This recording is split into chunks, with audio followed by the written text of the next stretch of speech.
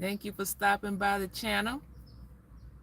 Thank you for coming in and stopping by the channel and visiting with me for just a moment here. My name is Vanessa. Thank you all for coming on in. Come on in to the channel. Those of y'all who have set your notification, you all have to set your notification so you'll know when I'm popping in here. Come on in to the channel. You see the title there. We got strength going on. Strength is moving in and moving out. Let's talk about that. The strong arm and the weak arm. Have you all witnessed this? Are you witnessing this? Is it in your community? Come on in, you all. Come on in. Stop by and sit a while. Let's talk about this strong arm. I am going to start off here in the book of Jeremiah. You all come on in to the live.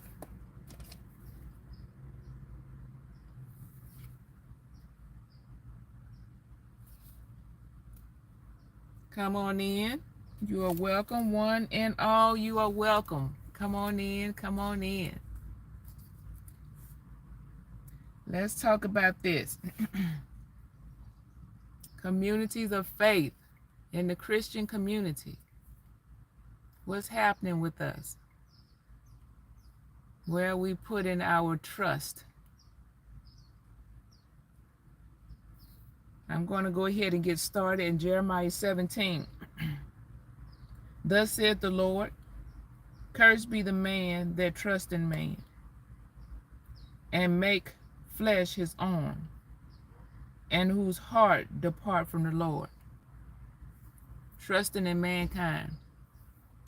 Now, both of these gentlemen that you see there in the thumbnail, they're recently in, people are communicating about different things on both of them. I'm going to start with the prophet. There's prophet Marcusthomas on the thumbnail. And I heard a young lady, she's a gospel artist, and she was had a complaint about the prophet. And her event was not recent, but she recently put a post up about what happened in the past, maybe a year ago. And maybe you all have heard, I'm going to rehash what I recall of it, is that she attended an assembly where he was speaking, and he called her out and he promised her a sum of money, told her to add up her bills for 6 months. Every bill, don't leave nothing out, add up her bills, and he was going to get her bills paid. So she did so, but it did not happen in that current session. The promise was made, but there was no payout in that current session. Hello, thank you all for coming in from India. Thank you all for coming in. I'm well, thank you. And how are you? My name is Vanessa. Thank you all for coming in to the live. We're talking on this subject about about arms being strong and arms being weak. So this first person we're talking about is the prophet Marcusthomas.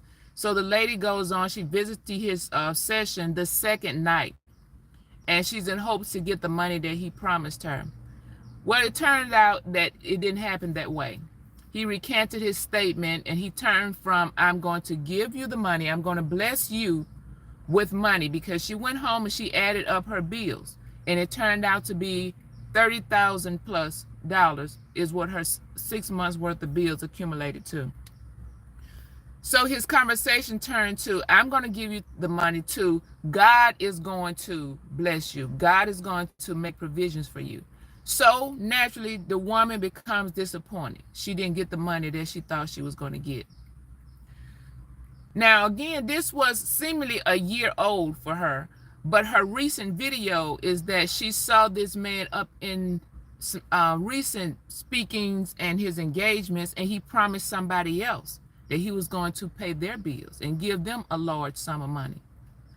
And she became offended, saying, I never got my money that he promised me. How is he going to pay somebody else? So she made a video talking about this. So she's exposing the prophet, saying that he's a false prophet. Let's go on to the next person you see there in the thumbnail, Pastor Robert Morris. Now, the pastor is in the news. He's in the news for some immoral improprieties. I'm not talking on that. There's many ministers nowadays, and it's not new. This is not new thing occurrence with ministers. It's just that in the advent of the internet, we are more the information is readily available. We can find out something like that on somebody. So there's more ministers, things are coming out on, and many ministers are taking the right stance to step down out of their pulpits, because that puts a negative blight in the community and amongst their parishioners if they stayed in place and this is public knowledge that's known about them, even if it wasn't public knowledge, as in the case of was it Pastor Tony Evans. It said that he revealed this of himself from something that happened years ago, and he decided to step down. So that is good on their part to take the right stance and step aside. Now, what we can't do, and I hope that people don't do, is even though the minister stepped down and they have admitted to a sin, that we stop praying for people, because hearts can change. People should have the opportunity to, if God forgives them, we should be able to forgive them, even if they never take those platforms again. God wished that no soul should perish. So we still need to pray for people, even though they have to be held accountable. Right is just right. But we're talking about another video that I saw of a Texas pastor, and he recently made a video of something that happened with him years ago at Gateway Church. When he was a young man, he attended this church. He was, I guess, he was impressed with the teachings there, but what he brought out is that he decided to leave his church, that church, Gateway Church, because of the prosperity gospel that they taught about get and you will receive from God. This has been a doctrine that's been taught for a long, long time. It's still being taught, the prosperity gospel. And one scripture that I jotted down here that's heavily leaning up on, it's just one, it's not the only. It comes from the book of Ephesians.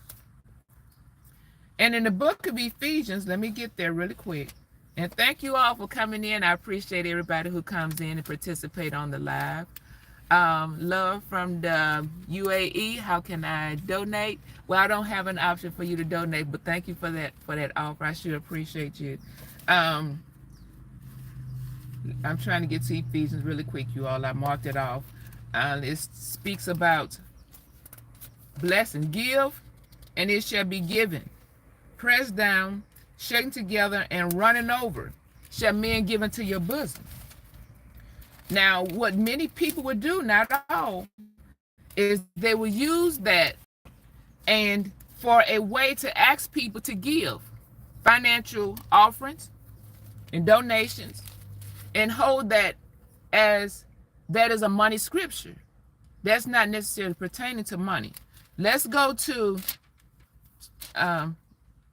did I say, I said Ephesians, no, not Ephesians, Luke 6 and 38. Luke 6 and 38. I apologize, you all. I misspoke on that. Luke 6 and 38 is what's normally used. Okay, I'm there now. So let's lead into it. And I'm going to go to verse 35. But love ye your enemies, and do good, and lend, hoping for nothing again. And your reward shall be great, and you shall be the children of the highest. For he is kind unto the unthankful and to the evil. Be ye therefore merciful, as your Father is merciful. Judge not, and ye shall not be judged. Condemn not, and ye shall not be condemned. Forgive, and ye shall be forgiven. Now here's the infamous scripture at verse 38. Give, and it shall be given unto you. Good measure, pressed down, shaken together, and running over, shall men give unto your bosom. For with the same measure that ye meet withal, shall be measured to you again. Now, what did we just read leading into that? It didn't have anything to do with money. When we go back to 35, it says love. love your enemies, do good to people, lend to them, hoping for nothing in return. Even if they don't, say that they will pay you back, maybe a favor, not money. You didn't hear a person say, well, can I borrow your car and I will put gas in it? Or can I borrow maybe your kitchen utensils and you never get them back? Give without the expectation. Now, if you cannot afford to give, let them know up front that you cannot afford to give, being honest about that. Going to the next one, being merciful. Judge not, and you should not be judged. Now, we have to take a good observation on that, judging, and you should not be judged, because people can take that out of context too. I mean, this type of judgment is condemnation. We don't have the right to condemn each other. That is in God's lane, to condemn humans. Our judgment is an observation type judgment. It's assessment. We're supposed to look up on each other's lives. We are our brother's keeper. We are our sister's keeper. We do have something to say in the body in the form of provoking toward righteousness. So this is a condemnation type judgment. We don't know somebody's ultimate end. None of us knows that. So that 38 can be used as a money scripture in a lot of places and cause people to feel like this is the way of the Lord. You're supposed to give of your finances. You're supposed to give so that God can give back to you. So in a way, you're holding people, or they're holding people in duress. If they're going to use that as a money type scripture, money has to be a free will offering. Freely give. Now, Jesus does teach that when we in assemblies, we should want to bless those who are given out of their spiritual gifts. Give them a financial donation. Give them of our natural resources. That is still free will. We're giving an offering. This is not tithe, it's an offering. We give the monies that we want to give according to what's impressed upon us and, in our spirit, freely. But we're talking about there on that title, the strong arm of man and the weak arm of man. How did man's arm become strong? A woman. How did the arm become strong? Community, association, influence, assimilation. That's how people's arms become strong. We all do it. Community. Throughout society, we do it. In faith communities. And it sets people up for a false expectation.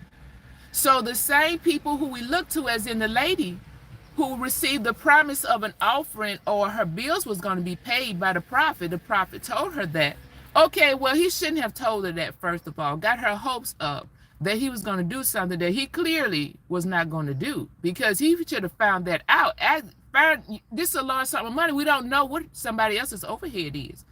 Maybe he thought that her bills was going to be for 6 months, maybe under 20,000. But even in that, why not find out? Was he prepared to give the 20,000 or less? I don't know. But to put that in her mind, I'm going to do it. I'm going to bless you. And then it doesn't happen. But her to come around later and to put out her video that if he didn't pay me, how can he pay somebody else and bless them? Now, that fight, there's two different fights. If she didn't get her money, that's one thing. She could take up an issue with him of saying you publicly made this announcement. There's many witnesses who heard this. And now you're recanting on your statement. And all of that stops right there. That's just her issue with him. But to double back and say, well, now you're promising somebody else. How are you going to promise somebody else something and I get mine? Well, do you think that you're supposed to get back in line and get yours before this other person get yours? There's two different situations. There's no need in trying to hold his feet to the fire for that. He's his own individual. If somebody wants to not make good on their promise to one person, but try to make good on the promise to another person, that's their own ordeal. So in that's holding up the strong arm of a person, and then disparaging that person. Now you're saying you're trying to make their arm weak. The strong arm of that statement is in our expectations of the human, and then speak poorly of the person. Now their arm has gone from help, provision, and expectations of good to disparaging them in our mouth. Now this person is no good. They can't be trusted. They're a false teacher. That's where I am on the title. The strong armor man and the weak armor man. Going to the next story, Robert Morris at Gateway Church. This pastor, Texas pastor who made the YouTube video, his disappointment, he had two disappointments. He said he found out about some immoral behavior that was going on with a security person at the church, and the leadership did not ask that person to step down. They kept him working as in auxiliary positions there, and he didn't think that that was right. It cast a bad light in the church. Further, he talked about the prosperity gospel. He didn't agree that tithing was a proper doctrine to teach, because it told people that they can expect to get a quick harvest. When you give, you can expect to receive, just as we just saw in Luke 6:38. If you give, then God will give back to you. Pressed down, shaken together, and running over, will men give unto your bosom. So again, here we are, and this is not a new doctrine, it's an old doctrine. And it's still going on, and it's impressed in people's mind that God will give to you if you give. Well, that is a false expectation that's being sold to people, because when their life is in duress, when they are in despair, when they are going through hard times, they're now, guess where they put in the blame? It's on God. God is not coming through and blessing me like he said he would, because my minister told me I need to bring my tithe. And if I bring my tithe, I'm planting it in good ground. I'm planting it in planting my seed in the ground, and I should expect the harvest to come up. Well, what should the harvest be? Is it more money? Because if we go back to New Testament now is where we're looking, and we're looking at Luke 6:38. We didn't see money being promised there. It said that what you do will come back to you. What if you need a person? Because the Bible also says, what you need, give to somebody else. If you need mercy, give that. If you need kindness, give it. If you need somebody to be gentle toward you, give that. If you need somebody to give you a ride, you need a ride to work, maybe for a week or two, why don't you give a person a ride to work? So it's things that we can tangibly and physically do to our fellow man, to our neighbor. Is what we do, not just a monetary blessing. Our blessings is not money. It cannot be money. It can be favor. It can be goodwill doing. So that gentleman's expectation was disappointed.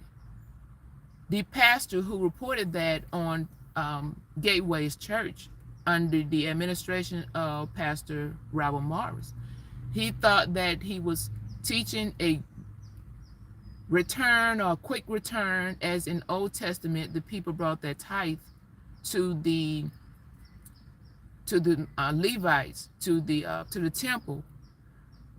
It was first for the Levites. They had no inheritance. We understand that they had no inheritance, so God had the community to help take care of the Levites, and people started storing up grain offerings and corn, and as a reservoir for the community when famine hit. So we're going to take that and turn around and use that, as God said, bring your money to the storehouse, our physical assemblies and churches. Then what is the promise of get back? Because now you got people being disappointed when they are having a hard time and they go to the church and ask for help, and they have to fill out applications, and the minister said, well, this is not what we have our monies for.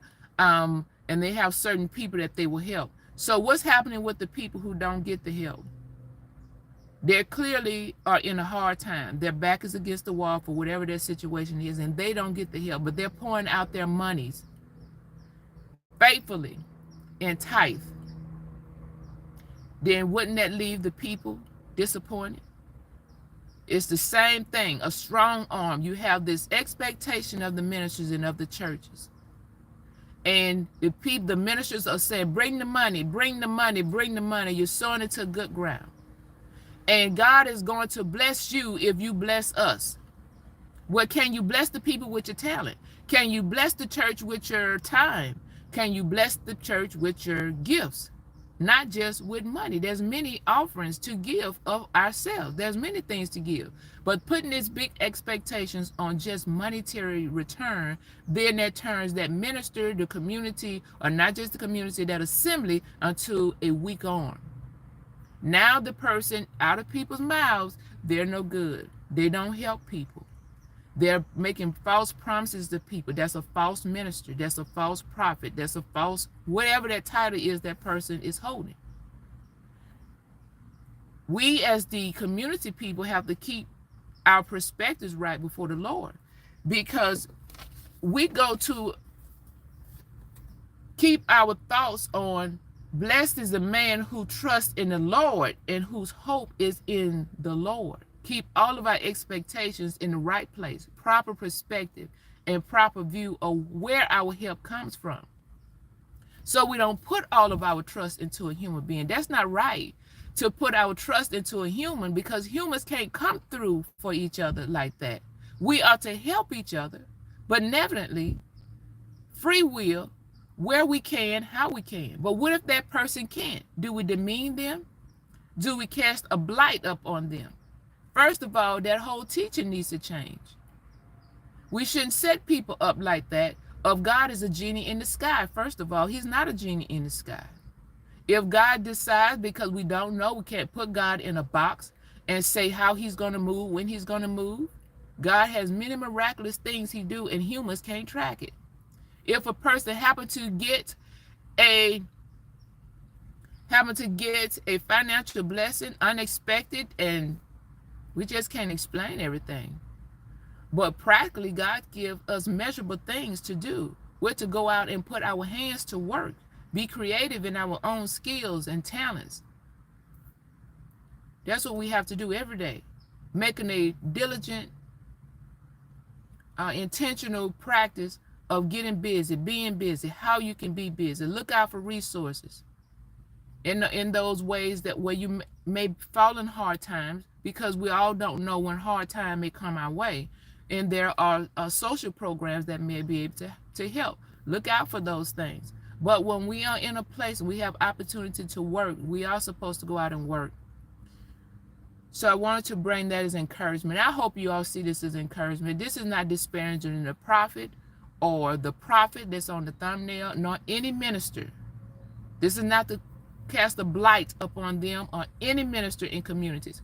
The doctrinal teachings that we have to stay with is learn the scriptures for ourselves, get in relationship with God for ourselves. There is nobody living, period, that God would not take up and inhabit in and have a relationship with you. He would not do that to a human who earnestly want to have a communication and relationship with you. He's for the human. He is for what he put on this earth. He's for it. The earth is the Lord in the fullness thereof. The humans is in it. We're part of the fullness thereof of the earth. He's for the heart who wants him. He will show you how to prosper. He will show you how to get ahead. He will show you how to get your daily needs met. Then we have to be willing to move out on how he shows us and inspire us to get up and get moving. Because we have to be moving. We have to be on the move in the earth. Don't lean so much on a human being. Our fellow ministers are our brethren and our sisters in the community. And they shouldn't put false hope in us. That expectation is wrong. That's putting them in a strong arm that you should lean up on me. And then when I can't lean on you the way I want to lean on you, looks like your arm become weak. And that's not a true story. Thank you all for coming into the live. I appreciate each and every one of you that communicated and participated in the live. I appreciate you all. You all have a good day. Thanks.